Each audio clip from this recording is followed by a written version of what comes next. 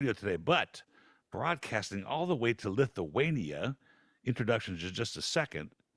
Wine Talks, of course, available on iHeartRadio, Pandora, and wherever you hang out for your podcasting, and sponsored by the Original Wine of the Month Club. Have a listen for a release in about a week to Maximilian Riedel. Yes, the famed maker of glassware for wine, Riedel. It's a fascinating story. I can't wait to have him on the show again. So, hear the first version in about a week and a half. Today, though, however, we thought it'd be fun to reach to other parts of the world to find out about the wine scene, the food scene, and we were able to, um, what do I say, convince, corral, inspire Urte. Okay, listen, I'm going to butcher this, so I'm not going to even try. But welcome to the show, Urte. Oh, welcome. Thank you having me here. I hope you have your iPhone ready to go recording so we can have a clean soundtrack just in case the other one, this long distance one, gets screwed up. So this is so much fun because we were looking for opportunities throughout the world to sort of have a conversation about the wine scene in other parts of the world, the food scene, and your name popped up prominently. And so, but I found your last name is, your first name is Urte, URT apostrophe E. I mean, accented E. And then your last name, your surname, your given name. So it's Mikelevičiūtė. Right. So that's exactly what I was going to say. And then, but you go by a different name on your Instagram account, and so it's Urte dot Dervynas. Derivinas. Hey, I almost got that one right. Derivinas. So it's This like, is harder. like an article in Germany, like der, and Vynas in Lithuania, wine. So, Oh, that's okay. kind of clever. Is Yeah. that the way you designed that name? Actually, I thought when I started to work in Germany to put something from Germany side and to use this wine, beautiful word pronounced in Lithuania. So Well, yeah. we're going to talk about the German work you were doing there, as well as many other things when it comes to Lithuania. But let's just kind of clear the decks for the listeners as to understand what Lithuania is, and what type of government it has, so that we sort of understand where we're coming from. Where is Lithuania? Who surrounds Lithuania? Lithuania, it's Baltic states. So it's three Baltic states: Lithuania, Latvia, and Estonia. And we are, let's say, nearby north of Europe. So Scandinavia is a bit of above us. And the country down Lithuania, it's Poland, then Germany. So not the mid, actually, in Lithuania, it's the middle of Europe, point of middle of Europe, but we are not like middle Europe country. So Baltic states is the Basically, a name. Baltic state. Yeah, Baltic states. So I've been this is my 32nd year. We taste wine from all over the world. We try to figure out um, you know parts of the world that we don't get to see every day here in America, and that is expanding. The world is getting smaller when it comes to the world of wine and finding things. And we were at the an event about 2 years ago in New York, just before COVID, called the Wines of the World, and it was really for smaller countries to represent their wines in the United States. I had wines from Moldavia. I had wines from various parts of South America that were small, like Uruguay, that aren't that well known. And I don't remember seeing Lithuanian wine. Is there a wine industry per se? Actually, not really, because in our country we have really cold winter. Now, with the climate changes, some of people are trying to grow wines. We are choosing Canadian wine grape varieties because of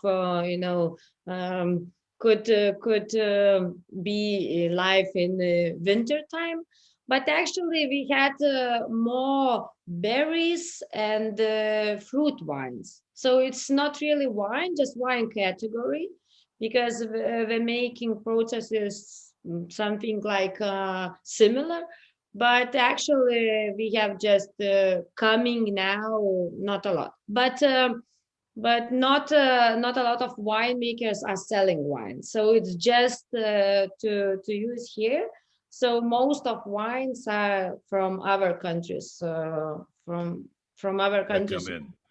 So that's interesting because the one wine I did, I remember a friend of mine had a distributorship years ago, and he brought in this Moldavian red, and it was a Cabernet actually, but Moldavia is considerably further south than Lithuania is, so I suppose the temperature's convenient for grapes like that. But there are some pretty amazing Canadian wines, particularly when they use the Rieslings and some of the late harvest things, and you get some really fascinating things. So I hope that expands for you for your I company. hope we have Yes, perfect well, and beautiful apple ice wine in Lithuania.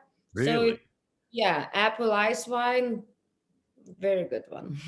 What is the domestic product of Lithuania? What is, if you were to pick an agricultural product that would be exported to other parts of the world, including local countries, is there a particular Lithuanian Not really, specialty? but it's some grains because we are more beer country, let's say. Okay. A lot of beer. Of course, I'm not really beer drinker, but we have and craft and big beer breweries.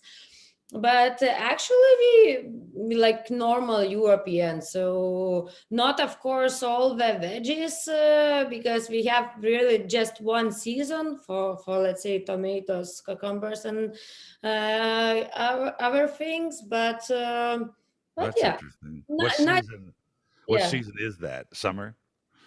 Yeah, now summer, and it's autumn, summer, spring, summer, autumn, and winter. And This- we have really, really, seasons like every spring is real spring, summer is real summer, and in winter sometimes it's minus 25 or So as far as a crop's concerned, you'd only get, you don't have the variety of vegetables unless you grow them in a hothouse or something. But you don't have seasonal vegetables that you might find in other parts of the world to craft food. Because one of the questions I had here was sort of is the cultural, because it's a republic and it's a free republic, is the culture, is it European culture in the way people think and act, the way it looks? We were in Budapest not too long ago, and it was obvious that this was a growing European country that got side railed by the Soviets. And how is Lithuania that way? Is it a uh, cultural? we also really, really like wine, food, let's say restaurant culture started before 25 years. It was everything, but like European one. And now we are really, really fast growing country. We have a lot of business, small business who has investment over the world, and business are super fast growing, and also people, a lot of people are traveling, and yeah, and exactly in Vilnius, I'm living in the capital of Lithuania. It is a perfect size city. It's very green, and people live here like not just Lithuanian, from other countries. So yeah, here we have like a culture, but of course it took time because we were free just in 1990. So now we That have, takes generations. yes, yeah, and now we have new generation. For example, I was in between, but we have new generation who are 20 something, so they think totally different. Well, Armenia, I'm Armenian, and we were free just a couple of years before that. I think '88, and the number of generations that was expected to sort of right the ship and make things happen and start the progress is much more than it was expected. It's just a slow moving thing. It takes a capital, it takes free spirit, it takes free thinking, and generations that were under Soviet rule don't think that way, and so it takes a couple generations to filter that entrepreneurship out, to filter out the idea of fine food or fine wine. So if I walk into a Lithuanian restaurant, classical Lithuanian restaurant, what's going to be on the menu for food and what will be on the menu for wine? Actually, like classical Lithuanian. So it's very comfort food. It's quite heavy one. It's house food, and it's like a borscht. We have Lithuanian cold beetroot soup. A lot of dishes from potatoes, and Uh-huh. yeah, a lot of and of course all marinated veggies, Vegetables, pickled veg vegetables. and more from wine. So would be more beer, but of course some wine like the most popular wine grape varieties like Chardonnay, Sauvignon Blanc, or Cabernet Sauvignon. But actually, so it's like typical Lithuanian national one. But in our country, and especially in biggest cities, we have a lot of restaurants. Now I'm working like a restaurant consultant, and new restaurants are coming. So sometimes I think we have more restaurants than people who are going to restaurants. Yeah, we have a lot of like chefs who are choosing Nordic style of cooking, Spanish style of cooking, and we have a lot of restaurants who are making, for example, Mexican cuisine, Really? Italian cuisine, Belgium cuisine, and France cuisine. And I started once I started to count. So here we have in capital just few restaurants who serves local food, let's say, and more we have like some fancy dining or popular things Wow. from other countries. It almost parallels the Armenian plight. I guess that makes a ton of sense. People are people, and it doesn't matter what part of the land you're on, but your desire for different flavors, your desire for a better lifestyle, your desire for comfort items is going to be the same across the world. And here's a chance for Lithuania to expand. I think it's fabulous. I would love to taste. I'm in Southern California, and most of the restaurants are Mexican restaurants, and there's some really good ones and some really bad ones. But I would love to taste what the Lithuanian interpretation of Mexican food is. That'd be fabulous. Actually, it's very interesting because I also traveling and I know our foods, but we have here a lot of chefs who are really actually in love with some Lithuanian woman, and we have a who created restaurants. I was working with different chefs, so it's one guy, Italian guy, French guy, Mexican guy, Indian, and a lot of love immigrants have opened restaurants, and it's crazy when you start to check. It's a lot of who came here to live, and of course. Ingredients are not the same like in your country, Sure. but yeah, but I think we have quite a nice scene and then range of restaurant, and now a wine culture. It's something here, so it's super It's nice. always the it's always the woman that brings the guy over there, right? I mean, here's it's how careers get started, I think, right? My wife works here. She's been with us, the company with me in 25 years. So I ran it for a few years by myself, and all of a sudden, she got involved, which is great. We see life totally differently when it comes to business, so it's really a good balance. But that's really fun that you're seeing that people exploring other cultures through food, people coming to Lithuania to open restaurants or return to Lithuania to open restaurants. Is there a French? You know, I believe this. My daughter's a French trained baker, and you know, it almost seems imperative to me that a chef would get French training, whether they make French food or not, it's not important. There's so much to the culture of food in France that it just sets a higher bar, a higher level of quality. Is there a movement towards getting trained in France or getting trained in a professional environment? It is a movement, but not so really for France. It between London and Sure. France. So of course, there are quite a big trend to go somewhere or to like end the courses, but it's normal. I'm always saying if you can be like sommelier, but if you have a or chef, but if you have something to say for your guest that okay, I was working where and where, it's something for in their mind they think that is better. so Well, so there, but yeah. I'm not even saying about the food or the quality of the food, but that's up to the chef, and it's important for them to decide, how they're going to serve the food and what kind of cuisine they're going to have and how much attention they're going to pay to the cooks to make sure that they're doing it the way they want. But there's a certain cultural value that comes from proper training. For instance, I'll just give you a highlight something.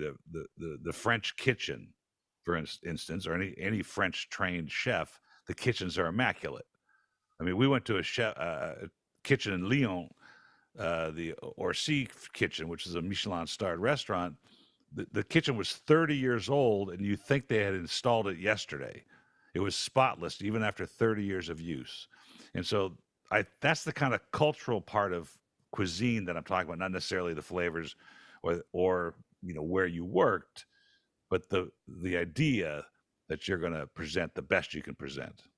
Yeah, actually, and it's two sides. For example, here we have like chefs who were trained like in somewhere in France or other countries, and we have others who were just started to cook from themselves, and we are using a lot of Lithuanian ingredients. Hmm. It's like fishes, different fishes. We have a lot of river and lakes, so we are choosing interesting fish. And for example, going to forest, picking some greens and everything, and trying to build new Lithuanian cuisine, like new Baltic states Yeah. cuisine. It's also very, very interesting. And but of course, I agree with you. For those who were like trained in some like French techniques, you could taste it in the sauce, in Sure. the flavors, or sometimes in especially in desserts. So That's a concept I had never thought of and may never again, but Nouvelle Lithuanian cuisine. That's something that's not made it to America yet, but I'm guessing it might. In fact, last night, my wife is in New York to watch the birth of our fifth grandchild. And so I have sort of my time on my own, and I decided to watch a movie. It's a French movie called Comme un Chef, and it's a comedy, but it's actually saying exactly what you're talking about, which is this attempt to grow cuisine. And it's a funny story, but it talks about molecular cuisine. It talks about the classic French cuisine, but the setting of it is in a Michelin starred restaurant where the consumer is dictating what they want and taste. It's a really fun movie, Comme un Chef, if you haven't seen it. So tell me about yourself then. This is because the country's growing and it's not has only been free for 30 years. It takes time. When did you decide that this was an interesting thing to do, and how did you go about teaching yourself?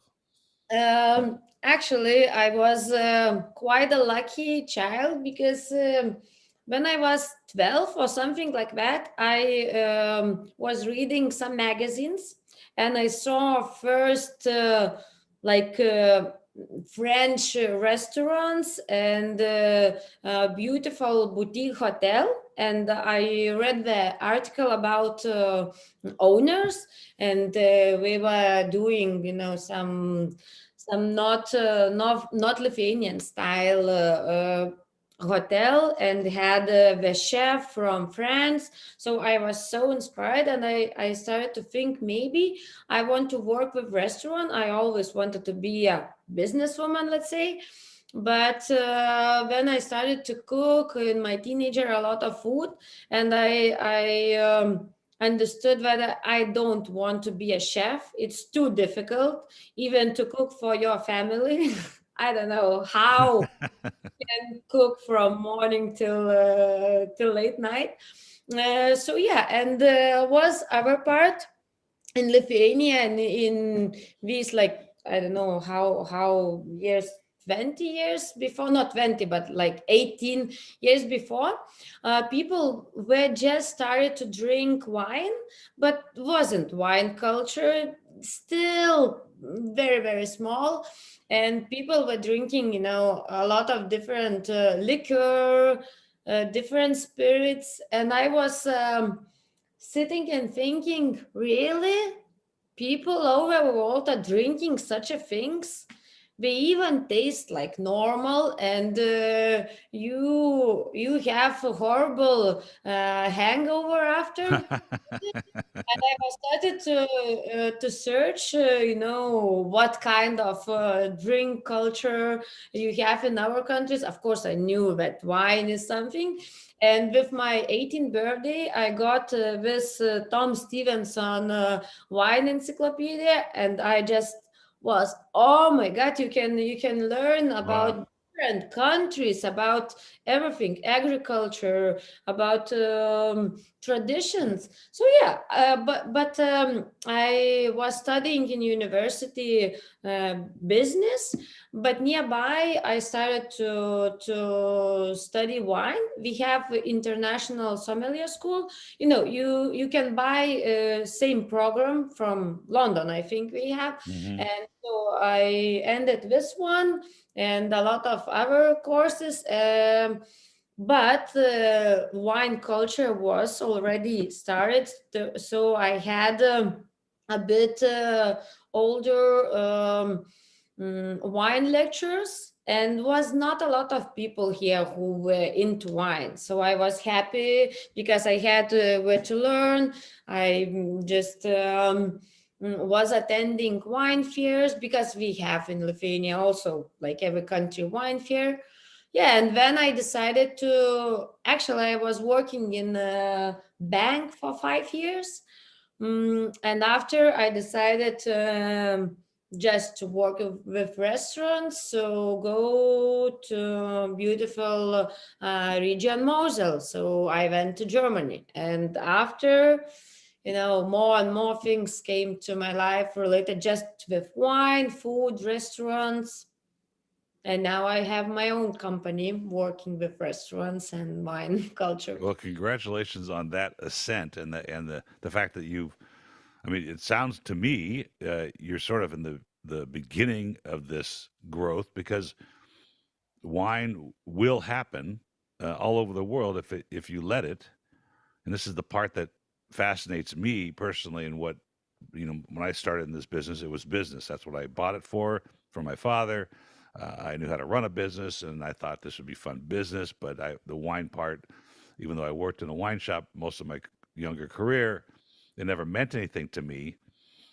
But you are in the beginning of what could be a great, renaissance of wine in the Baltic states, because you're on the cutting edge of it. It's interesting. You said older wine lectures that you found. What does that mean? Like because without the internet, I wonder what would happen if you were trying to study wine in Lithuania. Not like real people who were started just the wine business, and they were like lecturer, teachers. Hmm. So I was, for me it was also not so easy, because we have, like, I don't know, 20, let's say, people who was working in the wine business, or after like 50, but not a lot. and I was quite young when I wanted to do this. Now it's okay, but when I started and when I came to everyone and I said I want to work with wine, I want to work with wine, a lot of people were saying, "You no, don't go to this business. It's like very difficult or whatever." But of course, now we are happy. And I was saying, but I want to work. And it was not easy because in restaurants, I started quite like more than 10 years before. And in the restaurant, I came and, some of people were not like, how to say, they're not listening to my opinion Yeah. because watch this young girl are talking, what she understands, nothing. But of course now, after more than 10 years, everything changed because now people who said this to me, they are inviting me for some tasting because I'm not working as a wine importer. And being wine influencer is uh, everyone wants to have you on tastings, on to selling or not selling, but like putting way wines to wine menu. So yeah, it was quite interesting That's years. really fascinating. You said a whole bunch there. I want to see if I can peel it back a little. One of them is, I think most wine industries, if there even is any in Lithuania prior to the freedom, but most of them are dominated by men. Even in America, it was a long time for women to be accepted as winemakers, even though their palates are better. And so I'm guessing in Lithuania that was what you're talking about. This young girl didn't know, and who was she to tell me? But it Mm. sounds like it was a male-dominated industry, whatever there was. Is that accurate? Uh, it was, and now also, like, I don't know, more than 70%, if of course it's male dominated. Yeah. Uh, Well, I wrote a story. It was published a few weeks ago in a local United States magazine called The Tasting Panel, and I wrote a story about a woman named Joanne Dupuy who was in the industry back in the 60s in America. She was the first woman to ever address the Napa Valley Vintners Association as a woman. So it's relatively new here, and it still is it's totally accepted, of course, but it's still a subject that they want to develop further along. So it's kind of interesting. But let me ask you this then. So here's uh, Urte is now becoming a psalm recognized in Lithuania. And let's say you're working at a restaurant, one of the nicer restaurants in Lithuania, and let's say you're the psalm, and this particular restaurant now has some kind of wine list, something interesting that they've imported, and you walk up to the table and you say what you ask them about their wine preferences. What would happen? Uh, Most of people will say, suggest something, and we will we will trust you. But actually, who are coming to restaurant? Uh, People who are like visiting fancy restaurants, they really trust in sommelier suggestions and Hmm. suggestions. They are quite often use and this wine pairing Yes. with Uh-huh. people here love champagne. You can't believe champagne Really? business here are growing so fast. But of course, we have like two courses, like champagne courses. And in Lithuania, we have two master of champagne now. They are really good friend of mine. Wow. So it's also some things. So I will think we go for champagne and after maybe some wine pairing. But it's so interesting because in Lithuania we don't have like middle range wine list. Most of them are just simple. Like the most popular grape varieties wines, and we have all these upper class restaurant who cares a lot. They have now like champagne list, natural wine list, Uh-huh. and I'm creating also for few restaurant wine menu. And yeah, it's super interesting because in this Baltic states we have like Baltic states wine, some fair or something, and they are just giving these awards for wine list. So it's small Good. That's um, great. small percent of people who are into, but the quality, if I will send for some let's say wine list, it could be in a fancy New York restaurant, I think, because it's who cares, and we have actually our one of our sommelier, he was fourth in the world sommelier championship. Oh, wow, that's great. So So, but so the consumer, this is fascinating stuff because not only is the consumer now starting to learn, but it takes somebody like you to teach, and it's a slow thing. I mean, it's a slow progression, and it takes a couple generations, and now you're going to be faced with the fact that the millennials don't drink a lot of wine, at least that we don't know how they're drinking wine right now. It's hard to find, but when you going back to my scenario, when you're sitting in clients are in the restaurant and you walk to them and you ask and you suggest something, do they have any understanding of what you're doing? Do they have is there or kind of an understanding, like, oh, I understand what Cabernet is, or that it's red, or that I don't understand anything, what do you recommend? And then do they usually give you a nice compliment on the fact that you chose that wine because it did really work? we understand quite a lot because now it's a trend. Wine is trend, so people are starting like for home using, learn more and more, and we have like a guests who are coming. They know a lot of. We have a winery in the house. We are traveling a lot, so it's interesting because we have small group of people who are super into this, and they are going to visit different wineries and buying wine, and we have like other group of people who just know that Cabernet Sauvignon is red and Chardonnay is white, but now it's a trend, big trend. That's why I started to do a private wine tasting, because not a lot of people are going to to have a course like 1 month, 3 month, and now I'm quite I just decided to do this maybe 3 4 years before, to do home teaching, but it's more like, I don't know, having a birthday party, and for an aperitif you Yeah, have a nice tasting. yeah, So sure.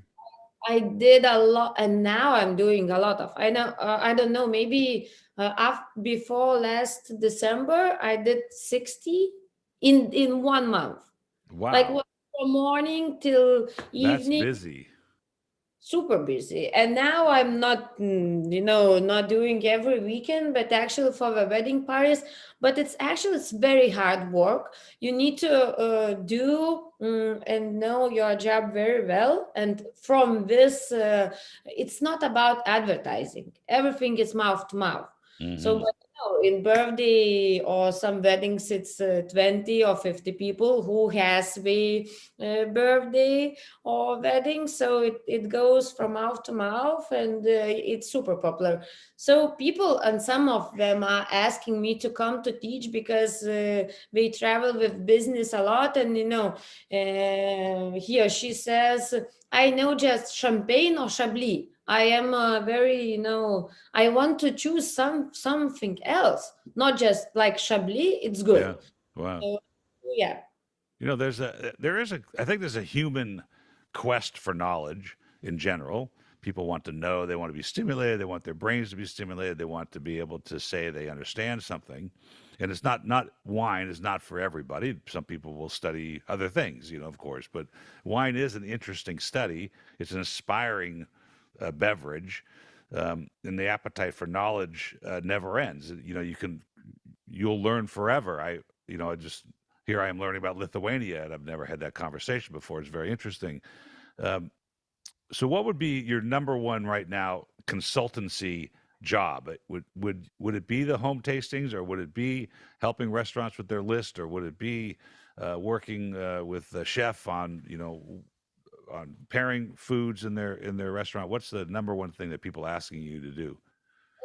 Asking about wine tastings, but I think for now I split it all my jobs because of just in case something is changing, nowadays coronavirus or war. Mm, So yeah, actually it's easier for me to do home tastings because I just choose wine, go do tasting, and that's it.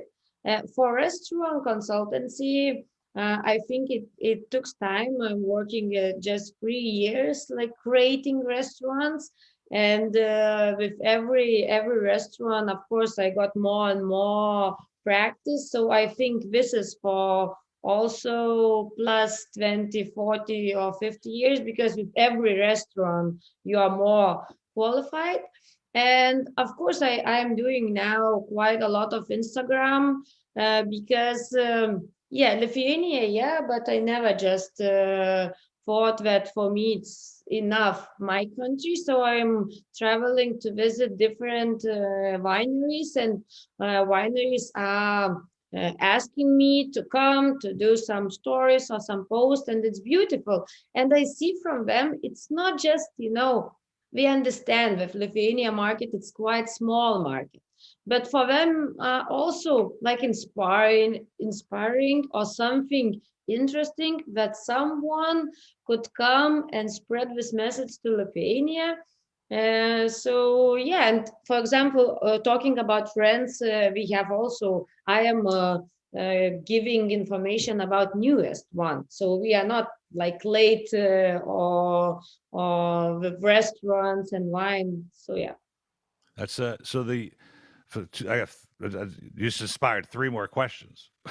So one of them is, where are you sourcing the wines for? You do these tastings.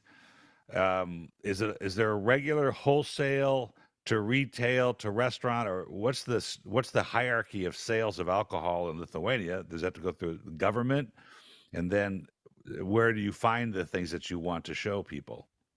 Actually, we have like this wholesale companies who are importing from other countries.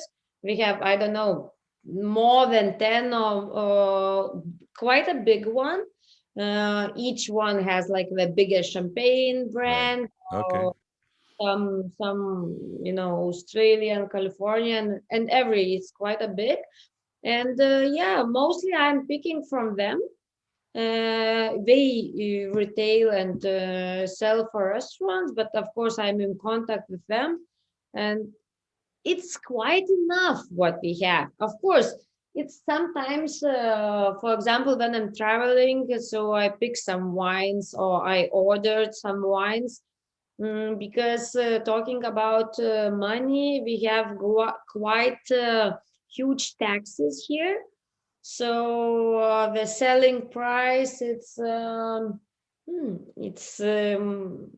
than average. So it's better to order some wine and just to Can use. you, if I walk into the regular shopping market, or grocery store, um, what's on those shelves? Well, first of all, can you sell wine out of a regular grocery store or market? And then, because either some states in California you can't do that. I mean, in America. And then, if I do walk in there, what would I see there typically? Typically, a lot of prosecco, Really? a lot of Okay. Italian wine. Lithuanian loves Primitivo, uh, and Interesting. also. before a few years was a lot of Chilean wine. Really? Oh, because we Wow, love. that's a long way away. And but now quite different range. But in supermarkets are like Italian, Spanish wine, French wine, wine from USA, sparkling like Prosecco, Cava, or Cremant, Champagne. But just or New Zealand. So Wow, quite the most really popular. far away. But we have wine from everywhere. We have like also wine from Mexico, but just like two different brands. But we have also quite a lot wine boutiques here, and you could find, I don't know, beautiful wine from Austria, or just Okay. whatever country. I just sent some wine with my niece who was going back to where she's living now, which is Medellin, Colombia, and they have a store there that only has natural wines, and I thought that was fascinating. Natural being a sort of an undefined term, but I thought it was fascinating that in this country that's not, obviously wine consumption in Colombia is not going to be a big thing, that they only sell wines of quote unquote natural. But um, the reason I brought that up about the market, America be obviously a very advanced palate, a very advanced wine trade, a very advanced education on wine, and it's a huge market for wineries all over the world. Uh, but my pet peeve and my problem is when you do go to our supermarkets, most of the wines are corporate brands, and most of them are uh, sugared up. Not all of them, but a lot of them. Um, they have a sweeter profile deliberately. It's a sort of a formula driven thing. And it sounds like to me that maybe the Lithuanian wine shelves at the markets have more variety and are not impacted yet, at least by consumer trends. Uh, Actually, it's quite an interesting fact, but yes, because between these wholesale sellers who are selling and importing wines are quite a big, how to say, competition, big Hmm. competition, and we're trying to be very good. So I think we are faster than consumer, and but people here in Lithuania, people wants to try, so it's good, very good thing. We are Yes. quite into try something, so they are trying. Of course, for example, before, I don't know, a few years was every people was drinking for bubbles Prosecco, and Hmm. now people are coming. I want to Cremant from Bordeaux, Cremant from Loire or Alsace. So I see more and more people who are into wine. They are more interesting about wines. And, because our country is very small and people who are into wine is small group, so they are able to get everything. And of course, we have, as I mentioned before, quite a lot of wine boutique shops. So you could find different one. And Wow. actually, for wine, it's a super huge trend here. Super huge. Well, it sounds like you're in the right place at the right time. What are you doing for your own continuing education? I see you're visiting. We're talking about Germany here in a second, but what are you doing every day to learn the next step to understand what's happening? Actually, helps a lot doing a lot of tasting, because for every tasting, I Hmm. am preparing from new. Of course, I know a lot of about, for example, if I'm talking about same wine, but maybe, okay, if will be some, I don't know, rosé tasting. Okay, I am more and more with every tasting preparation more into. Of course, it helps to visit different wineries, because when you see, you could understand a lot. And of course, we are reading, say, magazines, Decanter or Wine Spectator, listening podcasts, Hmm. and actually now this autumn I am going to study. I don't know, for a fourth time, champagne, but like upper class, because Yeah. we have this master of champagne. And also next year, next spring, I'm going to study water sommelier. And Yeah, I so just learned about that. And there was a very, well, self-promoting som in Chicago. Her name was Jessica Altieri, and we were working together on a couple of small projects. And then all of a sudden, I contacted her, and she was out of the wine business, and she became a water som at I don't know, the Ritz Hotel in Florida or something. I don't know. I was like, "What, the water som?" All right, whatever. I'm drinking Arrowhead water here. It's from the springs of California, so. um, it's important for the consumers and the listeners to understand that you can only read so much about wine to learn about wine. And it's a very important part of the study of wine is to understand the regions and the maps. And, you can get into soil content if you want, but I think probably the most important thing to do while you're trying to read is to taste.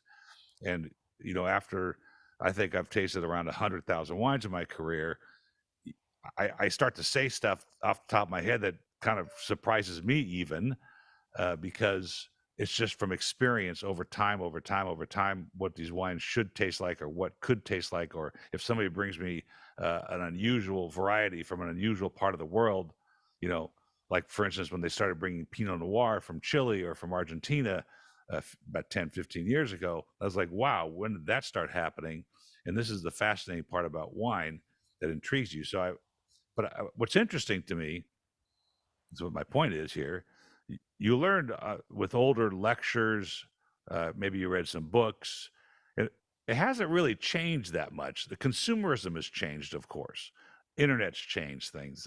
Pricing has changed, but the value, the human value of a nice glass of wine has never changed. totally agree with you. And yeah, you said what I should said before. I'm of course tasting a lot of different wines. Like when some wine. Wines or sommelier from different wineries are coming. I'm like attending most of all tastings here, and actually I have quite a good taste, quite a good memory. I'm more about taste and flavors than just soil. Of course, I'm studying about it, but and I'm also pairing food and wine with different, I don't know, chefs, and then for dinners. And so it helps me a lot because it's, of course, it's you can know everything, but if you can't understand, if you can't feel, nowadays you can Google everything. Yeah, sure. Yeah, you can Google everything. So, but if you don't feel, you don't understand, so you can't Google. So yeah, I'm training a lot of my mouth, my nose. I'm all the time. I'm just trying to smell different flowers, different Hmm. everything. I suppose I always tell people, look, the one of the best ways to sort of stimulate your memory, and it's different. My dad would have cringed, and as well as somebody like Michael Broadbent, from the 70s and 80s of the famed ascent of wine in the world, would cringe at today's descriptives. They were more traditional, but now we use all kinds of things. But I suppose you do the same thing that I do when I teach. Is look, if you're well, tonight I'm making dinner for some friends, and when I squish some rosemary between my fingers or sage or whatever, I always I want to smell it. And that sometimes stimulates, a descriptor that you might find in a wine. If I bite an apple, I'll smell the apple. If I bite a plum or a peach or something, I'll smell those things. I think it's important. But I want to highlight something. Yesterday, I watched a TikTok, I think it was TikTok video, and it was a guy put 3 glasses of sparkling wine in front of his wife. One of them was La Marca, the Gallo Prosecco. One was Dom Perignon, and the other was, I think, was California Sparkling. Okay, traditional blend, 60-40 Pinot Noir, Chardonnay kind of thing. And she didn't know which was which. She tasted them. she made a very awful face when she tasted the Dom Perignon, and she ended up choosing the La Marca.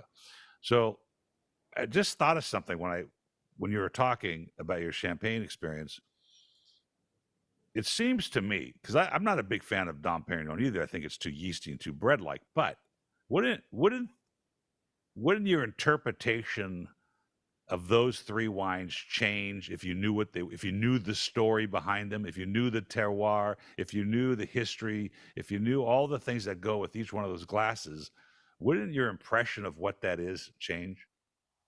Of course it is. When you tell a story and you like describe, people love it more than just having it in the glass. What I understood during the tastings, so actually I can pour what kind of wine, and if I tell a story, I say a lot of about smell and aftertaste, we will be like more into wine than without a story. And actually with Dom Perignon, it's in a lot of same situations, because people are buying it just to buy, but not a lot of people actually like this style. And when I'm doing like uh, sparkling wine, ABC, so a lot of people goes to Prosecco because it's very easy going wine, light wine. So yeah, I think the average taste of a lot of people is quite a similar, because like I don't know, people love a bit sweet and not so deep and not so acidic wine. And yeah, and people who are into, sometimes we are just buying. For example, talking about Dom Perignon, I was this year and last year in Saint-Tropez. I was traveling to different Provence wineries, but of course I stayed to Saint-Tropez, and just people, are buying Dom Perignon. Just it cost 1,000 euros in the club, or just 1,200, Yeah, just in for a the club. Wow. yeah. So I was now I'm not shocked, but some of people are just buying to because it's Dom Perignon. They Well, don't like. we know the branding of wine is it's a very challenging thing to do, and once the brand is established, like a Dom Perignon or anybody else, they're never going to let it shake loose. They're always going to promote the value of that. And the question you probably will start to get, or probably already have gotten, which is and not knowing the currency of Lithuania or the values, but let's just take American dollars. If somebody buys $100 bottle of Cabernet, and they can buy a $200 bottle of Cabernet, or 500, or a Screaming Eagle for 1,000, is the multiple is a Screaming Eagle, $1,000 bottle, let's say, 20 times better, than a $50 bottle of wine. And it'd be hard to make the argument of a properly made Cabernet from California or Napa Valley in a particular region is 20 times less enjoyable than something that's $1,000. It's just hard to argue because of everybody's palate's different. But it's not about that sometimes. Sometimes it is about the brand. Uh, It, Sometimes it is about the brand, but yeah. it's. I think it's the same with everything, with cars, with watches, with bags. Some of people are buying because we like it. Some of people are buying because we are just for the brand, and some of people are buying cheap wine, and we are saying, for me, doesn't matter. Wine is wine, and why I should pay like 50, I don't know, 50 euros. If it's quite a similar now, euros and your dollars. I can check, and Yeah, it is or very I close. could buy for 10 euros, and what can you do? Nothing. Well, there's a caveat to that, because wine is wine, and the more you taste, the more question you have, the more you want to experience, the more you expand your palate. And the regular consumer doesn't have that passion necessarily.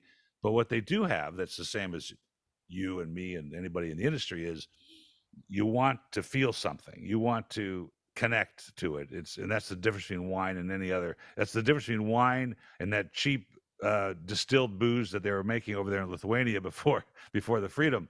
Um, that it connects you to the soil, it connects you to the earth, it connects you to the farmer, it connects you to the grapes, it connects you to the it connects you to all of those pieces.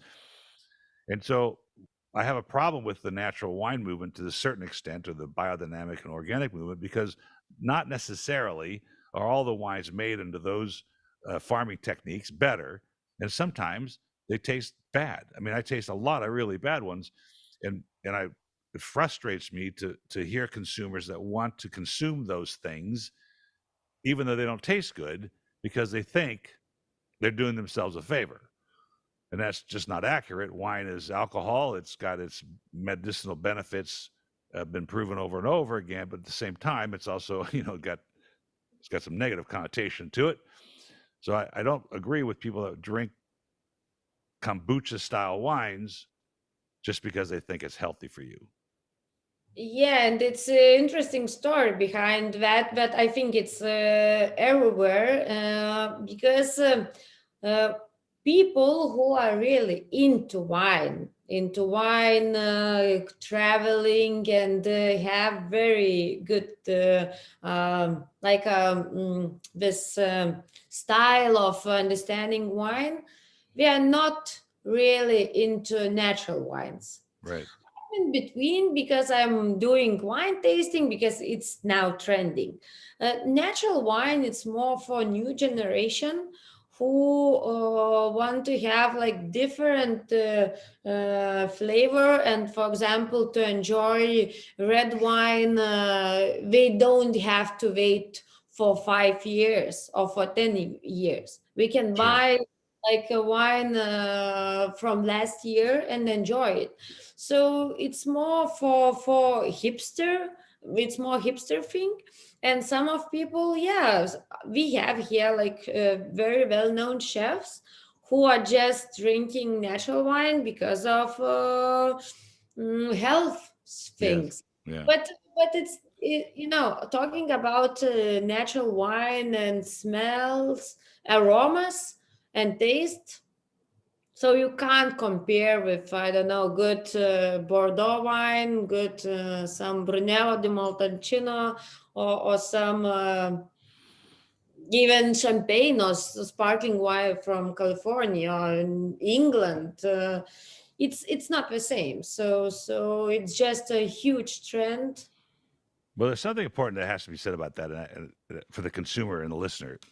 Um, and I've had this said to me a lot of times, and particularly it came out of Umbria, and or actually Montefalco.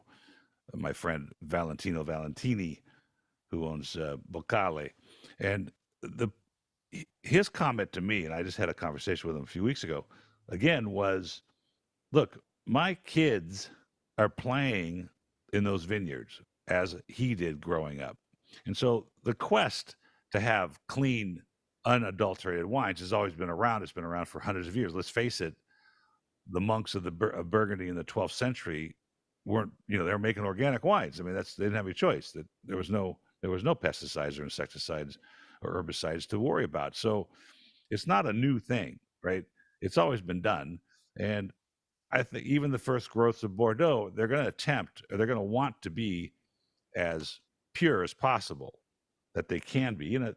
Sometimes it's just a little bit of sulfur dioxide for preserving it in this very minor amount. So it's the movement that I think you're talking about that makes it, that for whatever reason, that direction it goes into is more, it's not vinegar yet, but it sure is kombucha like, pet nat wines that are bubbly, that taste like, you're chewing on pieces of grass and things. I mean, it just doesn't make sense to me to drink a wine like that unless you're really connecting yourself to something. But it's an interesting problem. We're already on an hour, which is fascinating that we got that this happened, and I haven't even touched on all the things we were going to talk about. So we can do it again. But I wanted to tell the listeners about your website. You have urteconsulting.com. That's URTE consulting.com. Your Instagram handle is Urte, URTE _ Der Vinus.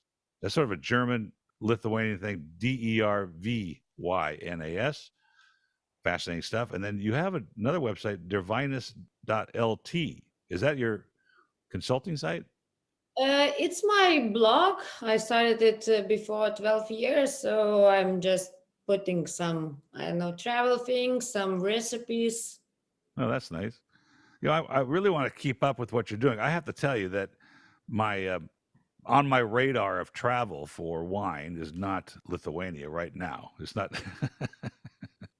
but But it could be one day. And I would love to. Certainly, if you're ever in Los Angeles, to look us up, and we'll taste some wine together. You visit the shop here, and we'll do some tasting. nice, me too.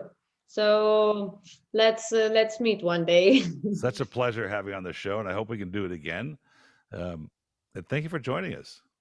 Thank you for having me. It was really a big pleasure for me. So enjoy wine and do not forget to smell, to taste, and just to understand the beauty of wine. Keep tasting. Thank you again. Cheers. Cheers. Cheers.